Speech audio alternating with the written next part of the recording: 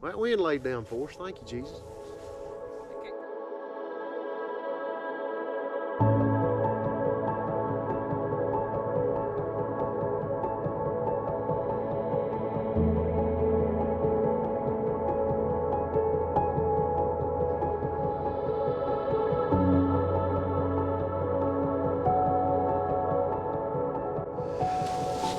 You know, about 10 years ago, I went to the doctor, was getting checked out, and I had a place on my chest, a freckle, it looked like, and the doctor said it needed to come off, and I sort of put it off too long. He'd actually talked about it a couple of years earlier, and I put it off.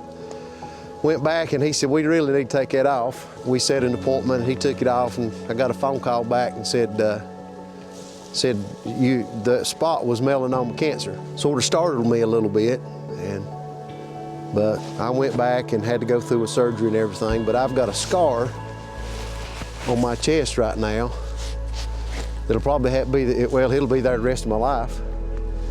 And every time I look at that scar, there's a couple things comes to my mind. Number one, I learned a lesson about not putting things off. It's also a reminder of what I went through, and a reminder of, most importantly, of God's faithfulness, because thankfully they were able to get all the cancer out and never had to have any kind of treatments or any more surgeries or anything like that. So I'm grateful for God's faithfulness through that.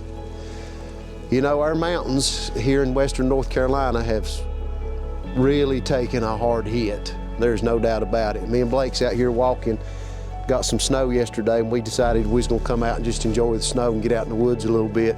And me and him's been talking about how that these mountains has took a hit. You can see the trees down, and you can drive through communities along riverbeds, and this stuff's just wiped out. Timber's just, in a lot of places, is just wiped out. And that storm that hit on September 27th in the fall has really scarred the landscape here in the mountains.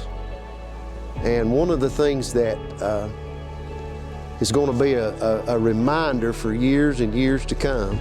These scars on these mountains is going to be a reminder for many years of what took place, of what happened.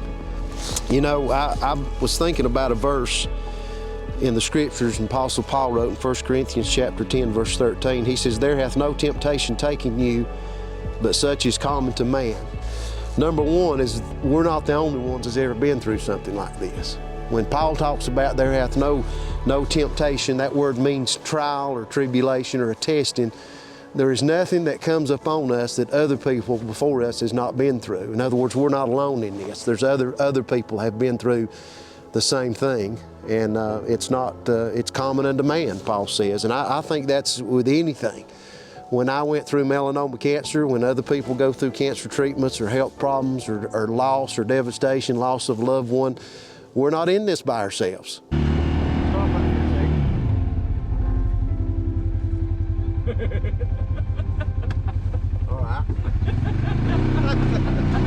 Paul said there's no temptation that's taken or that's come into our lives that's not common unto man. And then he says this, but God is faithful. When we talk about the faithfulness of God, what we're talking about is that we can trust God. We can trust the Lord. He is trustworthy, He is faithful, He is reliable.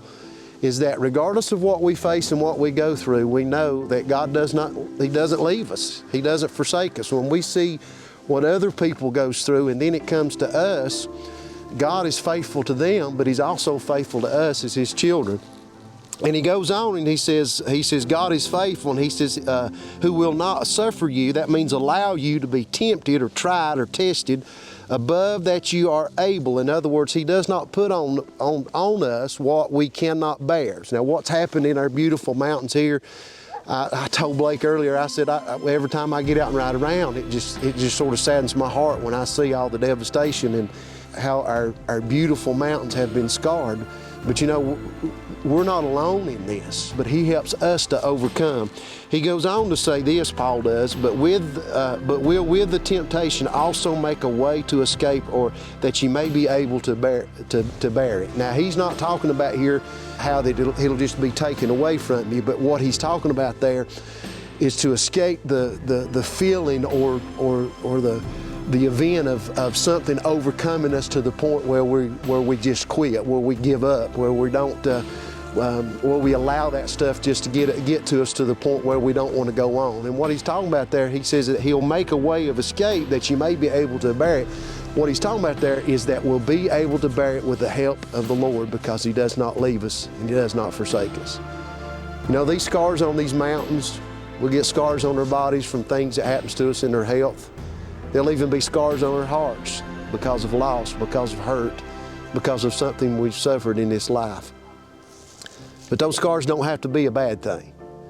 Those scars can actually remind us of God's faithfulness and how that he does not allow these things that comes to us in this life to completely overwhelm us and overcome us to the point where we feel like we can't go on. But he always gives a way that we're able to bear it. I just want to say to all my mountain people how much I love you, how much I love my mountains, how much I love the people here, and that just keep on trusting the Lord. Because I know it's tough, and I know we've been through a hard time, but I can promise you, God's going to make a way for us, and he will always be faithful. He is faithful, always has been faithful, and he will make a way for us to be able to bear up under this load that we're under. God bless you. I love you. So does Jesus. I believe we're good. Did I not?